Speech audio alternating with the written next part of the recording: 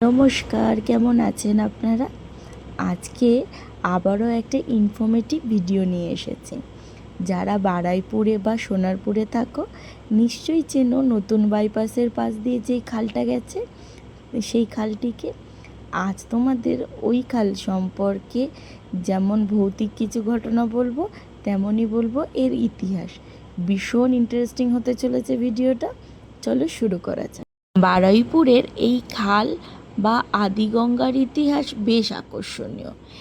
এক সময় এটি একটি সাধারণ খাল ছিল না, ছিল বাংলার ইতিহাসের অবিচ্ছেদ্য অংশ। প্রথমে আসি আদিগঙ্গার ইতিহাস সম্পর্কে। প্রাচীনকালে গঙ্গার মূল প্রবাহ এই আদিগঙ্গার উপর দিয়ে গিয়েই বঙ্গোপসাগরে মিশত। বারুইপুর এই প্রধান জলপথের তীরেই অবস্থিত ছিল। ধর্মীয় গুরুত্ব অনুযায়ী হিন্দুদের কাছে আদিগঙ্গা অত্যন্ত পবিত্র। পৌরাণিক কাহিনী অনুযায়ী এটি ছিল সেই পথ যেখান দিয়ে ভগীরথ গঙ্গাকে সাগরের দিকে নিয়ে গেছিলেন।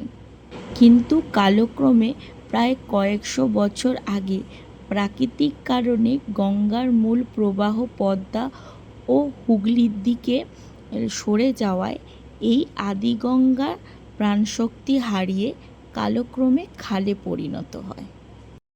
এরও বহু বছর পর ইংরেজ আমলে এবং তার আগেও এই জলপথ থেকেই দক্ষিণ ২৪ পরগনা বা সুন্দরবন এলাকা থেকে বিভিন্ন মালপত্র কলকাতায় আনা নেওয়া হতো।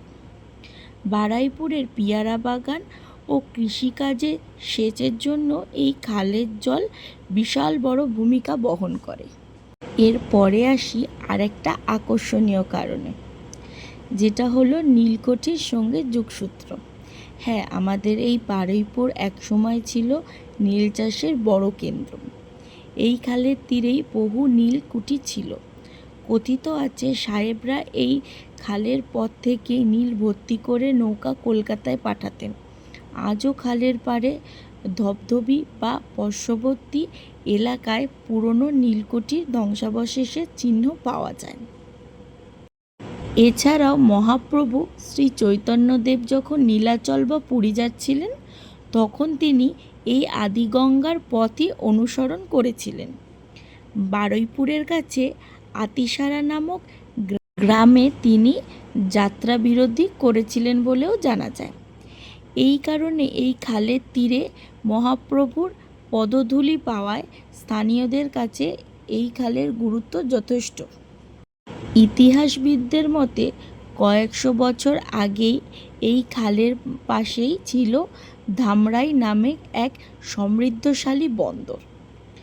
তখন আদিগঙ্গা এতটা গভীর ও চওড়া ছিল যেখানে সমুদ্রগামী বড় বড় জাহাজ এই পথে যাতায়াত করতে পারত অনায়াসে।